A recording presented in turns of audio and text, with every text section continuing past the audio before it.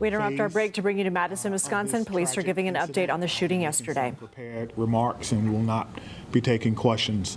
My name is Chief Sean Barnes, S-H-O-N-B-A-R-N-E-S, and I'm the Chief of Police for the Madison Police Department. The past 24 hours have been a flurry of emotion, sadness, anger, disappointment,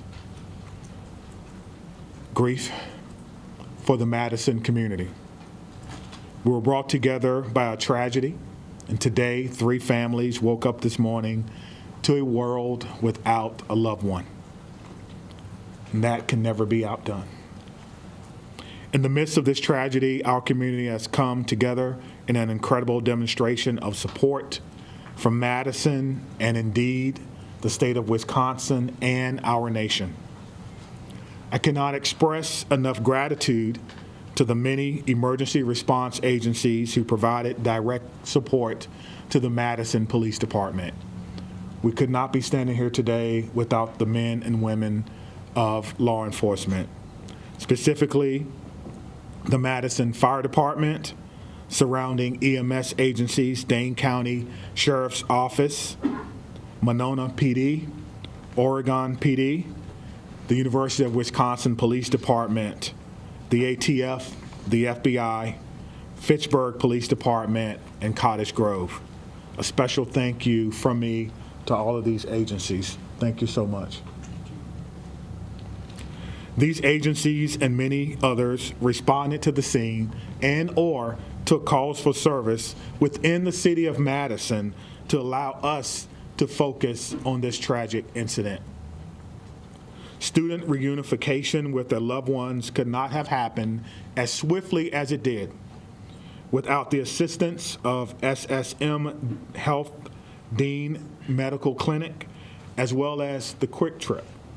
Additionally, many people worked well into the night and supported local restaurants and community who came together and provided food and other logistical support for our team. Yesterday, we came together as one team, as one Madison, as one country, and we should feel incredibly proud about our response. I'll be providing some updates at this time, but before I do that, I'd like to provide an important clarification. Yesterday, after looking at the computer-aided dispatch system, it seems as if a call came from a second grader. It actually read, the call came from a second grade teacher. That was a mistake. That's my responsibility, and I apologize, and I clarify that today. It did not come from a second grader. It read second grade teacher. I will also be providing several investigative updates from the 8 p.m. briefing from last night. The Madison Police Department is committed to transparency and will continue to release information that can be used to improve public safety. This must be balanced against our commitment to the victims of this horrific crime and the need to do a thorough and complete investigation. As a result, I recognize many of you may have questions that I cannot answer at this time. I ask for you to keep the victims in your mind and respect their right to a thorough investigation. I also will not be taking questions at the conclusion of this press conference, but your pre-submitted questions serve as the basis for updates that we're providing for you this afternoon. If your question is not answered, it is due to an ongoing investigation. Okay. We know a document has been widely shared on social media. At this time, we cannot verify its authenticity. We have detectives working today to determine where this document originated and who actually shared it online. At this time, we cannot verify the document. We ask that you not share the document or spread any information that may be false. Our department will provide an update on this document when we can. There are always signs of a school shooting before it occurred. Some of you have reached out about Rupnow's social media activity prior to yesterday's shooting. We're looking into her online activity. We're asking anyone who knew her or who may have insights into her feelings leading up to yesterday to please contact the Madison Area Crime Stoppers. Again, anyone who may have known her or knew what she was feeling or going through at that time, please direct those inquiries to Madison Area Crime Stoppers. That number is 608-266-6014 or at P3 Tips. P3 Tips. We will not be releasing specifics about these social media accounts at this time. Identifying a motive is our top priority, but at this time, it appears that the motive was a combination of factors. Again, we cannot share that information at this time because we do not want to jeopardize the investigation and those who are currently cooperating with us. All patient status remain unchanged. The 911 calls are the record of the 911 Communications Center, and their standing operating procedure is not to release documents in open and active investigations. Again, we are working to authenticate the documents that you see online that some are referring to as a manifesto. And as soon as we do that, we will let you know. Now, the process for doing that is looking at original documents that may have been taken from the suspect's home, looking at information that may be on laptops or on computer to determine if this document originated from our suspect. Any disciplinary records would be under the purview of the school. Some of you have asked whether or not she was troubled or whether or not she was troubled at school. We do not have those records. We are not the proprietor of those. On the question of bullying, we're talking to students to understand whether bullying was one of those multiple factors that I mentioned earlier. Some have asked if people were specifically targeted. Everyone was targeted in this incident, and everyone was put in equal danger. Today, numerous MMSD schools were targeted by false threats, often known as swatting. We're working closely with the Madison Metropolitan School District to determine where these originated and to investigate this call. We do not believe that there are any current threats to any Madison area schools and will continue to investigate these calls and any threats of violence as they come in. Let me be clear on this point. Making false threats is a crime, and we are working with the district attorneys to prosecute these crimes as information is gathered. And if we have to do that, we certainly will. I encourage all parents, all family members to talk to your loved ones about this. We will determine where they originated. We'll use federal partners if we have to and levy those charges as well. As we continue to investigate what happened yesterday, we're keeping the victims and their families in the front of our minds. We want to thank the countless people and organizations who've reached out to support them, as well as the Dane County Victim Witness Unit and the Dane County Emergency Management, who provided direct support to the families. To the Abundant Life Christian Academy, this is a hurting and haunting situation, and the many survivors will need our continued support, and we pledge to give them that in the days, months, and even years ahead. As a community, we must not allow violence or any act of violence to define us. We refuse to allow hate or destruction to win in this city. But rather, we will honor our survivors, our victims, through love, support, and the Madison way. Please continue to take care of yourself and take care of each other. At this time, we have several officers who are working today, who was working yesterday. They were given the opportunity to stay home on what we commonly refer to as an administrative day. They were offered peer support, emergency assistance program through our city. But those officers chose to come to work today and serve their community. So at the end of my remarks, I'm going to find each and every one of them and personally shake their hand and thank them on behalf of a grateful city, and a grateful administration, and a grateful department and profession for their act of selfless public service. Thank you. Mayor. Thank you, Chief.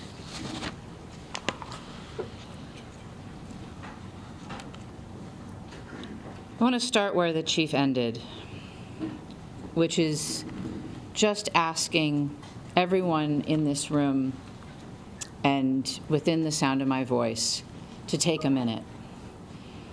It's been an incredibly difficult 24-plus hours at this point in time. And we're all human, including each and every one of you in the media who is covering this really tragic event. Please remember that you're human and take care of yourselves. We all need to do that. Drink water.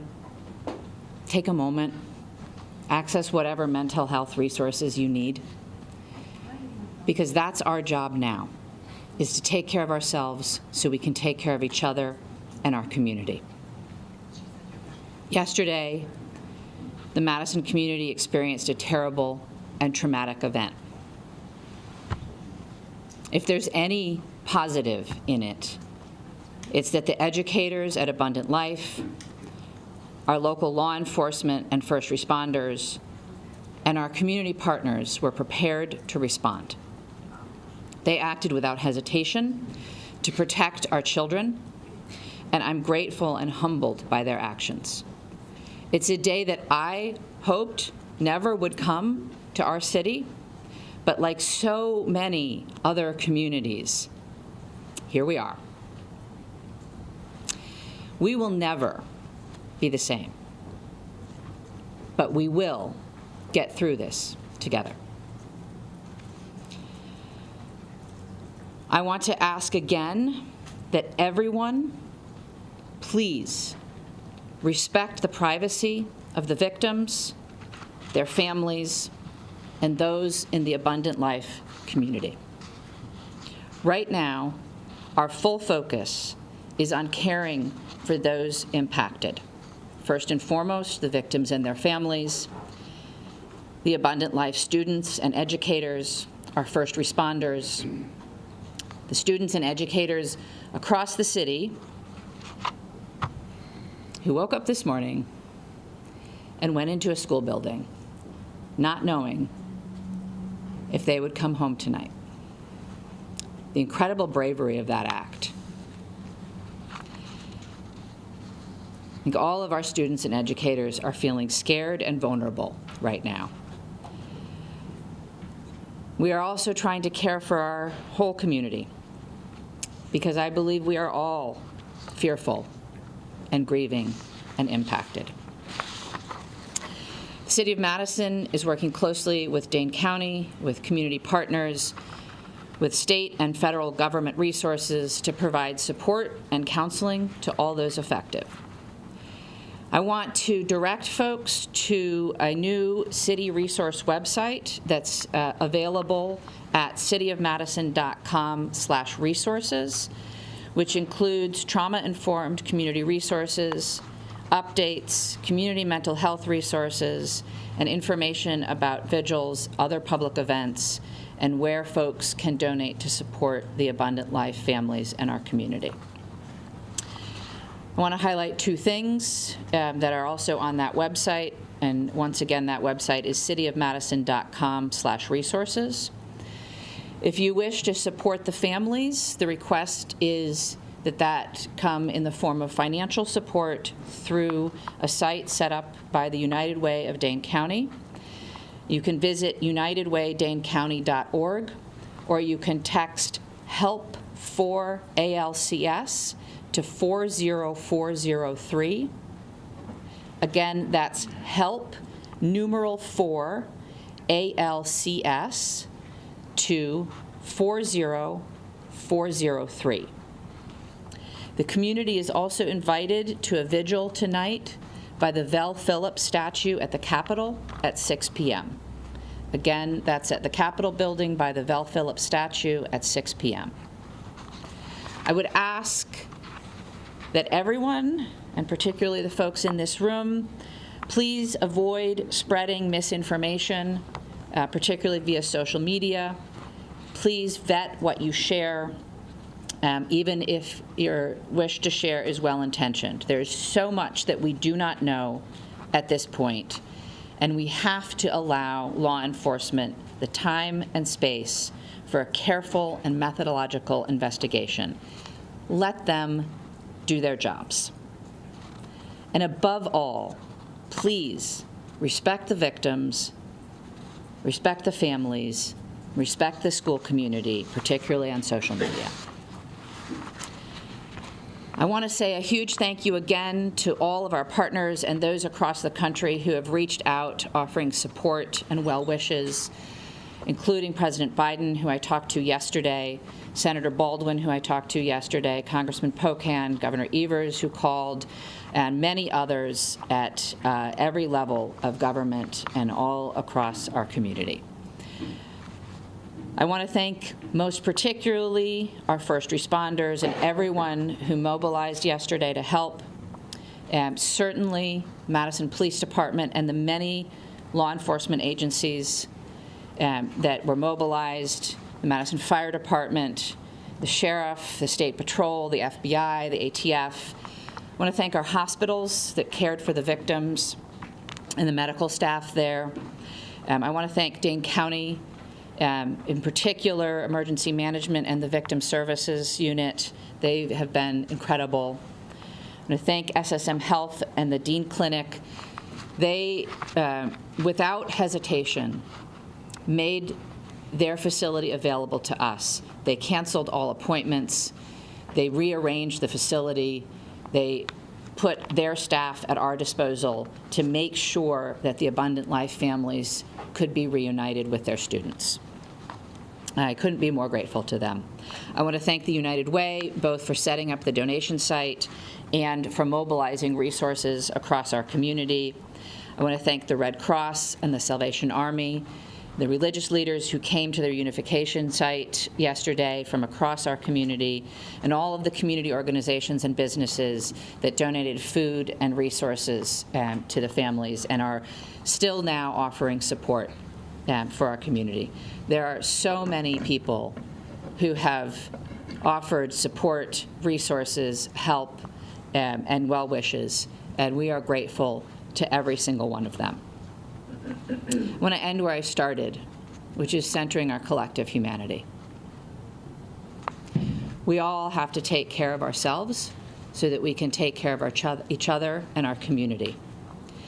Whatever your belief or tradition is, I would ask that you find a way today, tomorrow, in the coming weeks, months, and years to be kind, to give grace, and to find ways, big or small, to help make our community a safer place for all of our children. Thank you, and I'll turn the podium to the County Executive. Sorry, before you go, can you introduce Will answer yourself? questions? No, Oh, I'm sorry. sorry. I'm sorry, I forget that you're not a local. My name is Satya Rhodes Conway. I'm the mayor of Madison. That's S-A-T-Y-A, last name R-H-O-D-E-S-C-O-N-W-A-Y. Satya Rhodes Conway, mayor of Madison, Wisconsin. Thank you. Good afternoon, everyone. I'm County Executive Melissa Agard, M-E-L-I-S-S-A, A-G-A-R-D. It's unfortunate that we are still having to navigate this absolutely horrific situation in our community. I come before you today as a community leader, as a mom, as a fellow Dane County resident, and like many of you, someone who is continuing to process what unfolded yesterday at Abundant Life Christian School and across our community. My heart aches for the students and families and teachers and the first responders at all levels, from the 911 officers to the folks that are at our coroner's office. Every single one of us has been impacted in an unimaginable reality by this situation. Our kids, my kids, teachers across our community, and in fact across our nation, had to wake up and go to school today, and that was an act of bravery. Parents dropping their children off at after what we witnessed yesterday took an act of bravery and a belief in our community. And that's a bravery we should not have to put on the shoulders of our children and our families in our community. Let me be clear. These everyday actions that we have all experienced over the last 24 plus hours should not require bravery. They should be routine and joyful, especially at the end of a year, wrapping up a semester. Our kids should be laughing and learning and thinking about pajama day as they're heading into the holiday season. But right now, that's not the case. And right now, it's okay to not feel okay. It's how we move forward. And for some, the weight of this tragedy is overwhelming. I'm sure they're feeling sad and anxious and numb. We've heard that even from our police chief. And for others, they might just be feeling a little bit off, unsettled by the images that our news coverage is delivering to them in the fast-breaking social media world. And it's playing on repeat. And I am grateful for what it is that you all do. But this is impacting people in a different way. And I want you all to know, and people across our community, that their feelings are valid and they are not alone. Seeking support, talking to someone you trust, simply admitting that you're not okay is not a sign of weakness. It's actually a sign of strength. And whether you're feeling hopeless or scared or just not quite yourself, know that there are resources here in Dane County and in our community that will be here and continue to be here to support you in order to help people move forward through the healing process. Believe me, we are in this together. That is the Dane County way. That's what we do best. Through painful conversations and tears and hugs and vigils, we're going to heal. We're not going to be the same, but we're going to heal. Part of that process is setting aside complacency and demanding change. As someone who served 12 years in our legislature and had a front row seat to the inaction of addressing gun violence in our communities, I'm not stepping aside from that mission in my life. There's going to be public debate about the motives and other aspects of this mass shooting. But let us remember this fact. Gun violence is the #1 killer of children in this country. That's a legacy we cannot accept. We cannot accept that. Part of the reason I feel so pained by this tragedy is that mass shootings feel like something that's ominous and hovering, and we're all wondering where and when the next one is going to occur. And guess what? It happened here. It happened right here. And I am so proud of the folks that I work with at the county and that the mayor works with in the city and our partners at the federal, state, and local level and how it is that we've stepped up and responded to support people. Could we do better? Could we do different? I am sure. But did we do well? I am proud of the work that has been done in this community over the last 24 hours. And I assure you all today that we are going to continue to work like hell to stop future tragedies and to support our community that has been harmed by these actions. And for anyone that's out there listening, anywhere in this amazing world that we live, whether you're grieving or you're scared or you're angry or you're unsure or you're curious, take care of yourself, take care of the people who you love and whose lives you touch. Talk to someone. Anyone. If you're not comfortable calling a number, there is someone in your life you can reach out to. No one is alone through this. We are strong in Dane County, and together we're going to get through this. And I know that there are questions that we all want answers to. And I am hopeful that we will have those answers sooner than longer. But please give us the time to do this right so that we can learn how to prevent this from happening in the future and support those that have been most impacted in our community. We are doing everything in our power at all levels in a collaborative way to prevent this type of pain from ever happening again in our community. Can I assure that? No, but we are going to work as best as we can to that end. So thank you to each of you for carrying these stories, for taking care of yourselves, and for delivering these messages to the people in our community that just want one more piece of information. Thank you for being here. Thank you. All right.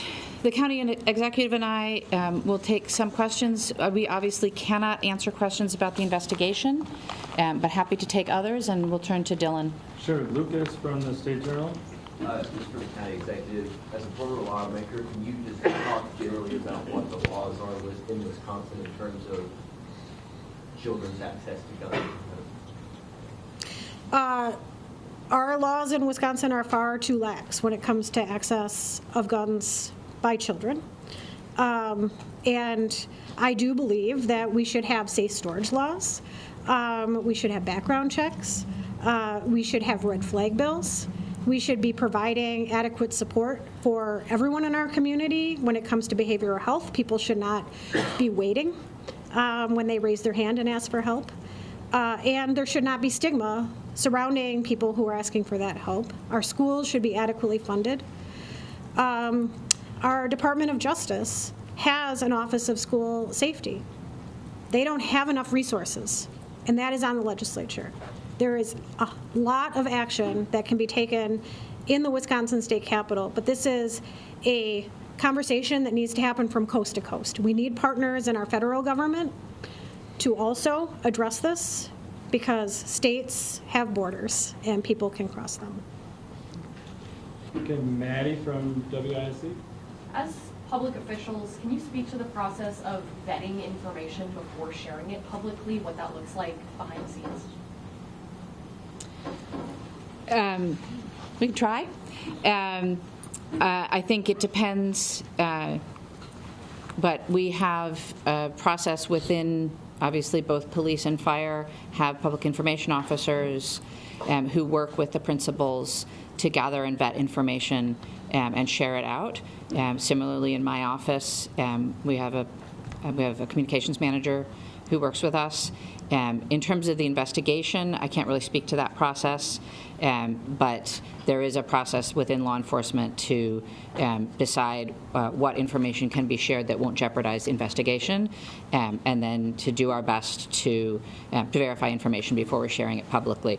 Obviously, in an event like this, there is a lot of chaos, and it can be difficult to parse out where information is coming from and how accurate it is at any given time. And so in a developing scene, sometimes we will share information that's not 100% correct. But as you've seen already, the chief comes back and tries to give out the best information we can and correct any mistakes. Scott, do you have anything? Do either of you believe that there ought to be charges brought against the parent or anyone else involved in this incident? Don't know enough. I think it's far too early to comment on that. As the investigation proceeds, I think law enforcement will take the steps necessary, but we don't know nearly enough yet. Cody, do you have a question? Okay, Madison. CNS Police Chief Sean Barnes is not here. Maybe somebody else who's here with law enforcement can speak to this. He's mentioned yesterday that the family or the father seems to be cooperating. If you drive past the house that they were searching, it doesn't look like the home of somebody who's cooperating. So maybe can you explain to an untrained eye the state and the condition of the home and the manner in which it is in at the moment? Is there anyone here that can speak to that? Sorry, we'll have to follow up on that for you. Chloe?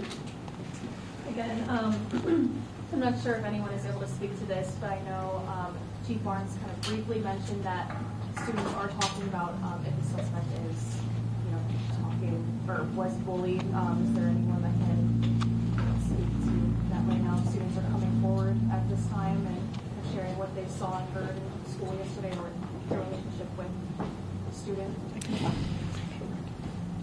So I think broadly, at this point in time, it's a very active investigation. You heard the chief ask folks who want to share any information that they may have to share that via Crime Stalkers, and I would echo that if anybody has information that's relevant to the investigation, to please share it through Crime Stalkers.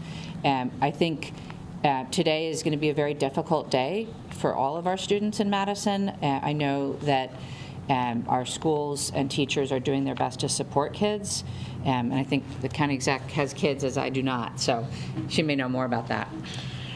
So I do have a son in our Madison schools, and it was hard for him to get up and go to school today.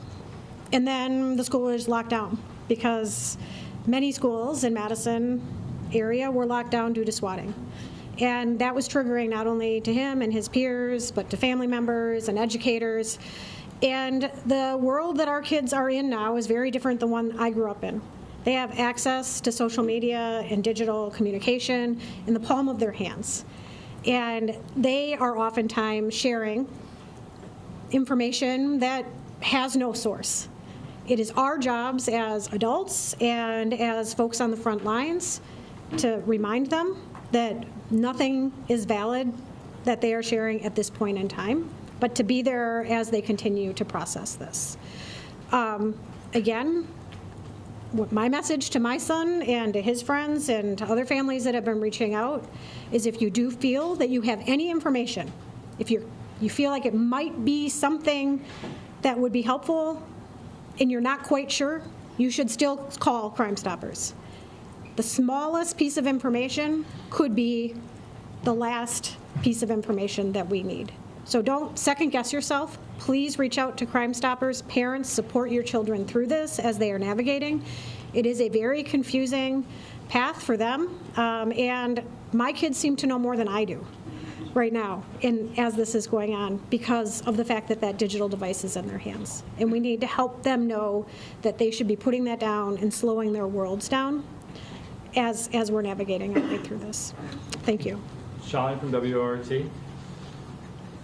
I'm sure you've been on the phone continuously and have made hundreds of calls. Could you talk about any conversations you've had with other MMSD or other schools in the area? Yeah, I can speak to that. I have been in touch with the superintendent, and my staff have been in touch with his staff. Initially, it was just making sure that everybody had all the same information and some strategizing collectively about how to make sure that MMSD schools were safe. As the time goes on, you have seen this already, I'm sure, that MMSD is sharing information out with their families about how to support kids. They've shared information out with their faculty and staff about how to support kids going forward. That is something that we will continue to talk about, is how we can support, again, the students who I'm sure are confused, afraid, worried, the parents feeling the same, and of course our educators. That is part of the work going forward. I do also want to just recognize that there are schools, obviously, in our community that are not part of the Madison Metropolitan School District, and we are reaching out to them as well and making sure that they are supported and have the same level of resources. And that support is coming definitely from the state, but also from the county and the city, and will come more as we go forward. Do you want to add anything? Cameron from WMTV. Yesterday, you guys briefed us. You told us that staff and students immediately left the building. Some about the cars, some about coats, all those things. So could you guys tell us what the status of the building is, and if there is a timeline in place for people to return back? I don't have all of those details, but what I can tell you is that Yesterday, there was a process of folks leaving the building and then obviously being reunited with their families. And the building is a crime scene and will be under investigation for some time to come now. But obviously, the police department will work with the school and the leadership at the school to do what they can to make sure that people have access to things that they need. All right, James from WISN. Yeah, my question is for law enforcement and/or DOJ. Yesterday it was said, and I want to quote this, there are almost always observable behaviors before something like this happens. And I see Trish nodding her head. Can you share what observable behaviors specifically we see as this investigation unfolds from the suspect in this case? So I think, again, I want to address, because we did receive your question. I'm going to get in front of the microphones. As we mentioned earlier, any questions we can answer about the investigation, we answered in our update. So we cannot take any more follow-up questions about the investigation. Are the observable behaviors in the social media accounts? That was not something that's... So again, it's an ongoing investigation. MPD will share information that they can as they can, but we're not able to speak to the investigation at this point in time. All right, Anna from WPR. Yeah, hi. Can you speak to the decision to keep MSD and other Dane County school districts open today and whether that's going to change in light of that folks called from the Swatting? You know, we don't have anyone from the school district doing it. Sorry. Sorry, it's a question for the school district. I can tell you that there are many families that chose not to send their children to school today. It didn't feel like a day that they could go to school or not. That was a highly personal decision that individual families made. I honor local control. I honor our local governments and our school boards and our superintendents, and they are navigating this best as they can for their communities. All right, David from the Journal-Sentinel. Hey, thanks for taking my question. Wanted to ask about a timeline or any further information you give on the victims of this incident and kind of if there's any timeline for that might be. I'm not aware of a timeline at this point in time. Thank you. All right, Ian from CBS News. Why didn't the school have a resource officer, and would having one have made a difference? That's a question for Abundant Life. We can't answer that. Would having resource officers, I'm told that Madison doesn't have resource officers in their schools. Is this something that would be? So again, that's a decision that's made by the individual schools and school districts, so it's not something that we can speak to. Brianna? Two questions, if I may. One, the police chief made a correction saying that it was actually a second grade teacher who made that 911 call. Have officials been in touch with that teacher, or is there anything you can share about who the teacher is? There's nothing we can share at this point in time. And then, are you able to speak to the general protocols about bullying? How does the school monitor bullying? Do they have protocols in place to monitor how that happens? Again, we don't represent Abundant Life, and so we're not able to answer questions for the school. All right, Shaq. Is anyone from Abundant Life able to speak, or? She just had it. I'm sorry. Okay, we got to wrap it up here, so we'll go. Well, Mayor Conway, are you able to just say, I mean, right now we know the victims as students and teachers, nothing more. Can you just speak a little bit more to that? I understand you're trying to respect their privacy. We've been listening to Madison, Wisconsin officials give an update on yesterday's deadly school shooting at a Christian school. The city's police chief corrected an earlier statement, acknowledging a second grade teacher made the initial 911 call, not a second grade student, as police had initially said. Authorities are looking into the 15-year-old suspect's social media history for any information leading to a motive. Right now, it seems like the motive was a combination of factors, but the police chief would not reveal what those were. He said everyone was targeted in the attack, not specific victims at the school. Meanwhile, the victims injured are still in the hospital and their conditions remain the same. Officials do not believe there are any current active threats to area schools, but many of them were closed today due to false threats or swatting. Again, we just heard from Madison, Wisconsin officials giving an update on that shooting that claimed the lives of a student and teacher. The 15-year-old female student suspect also died. We're going to take a quick break. You're watching CBS News 24/7.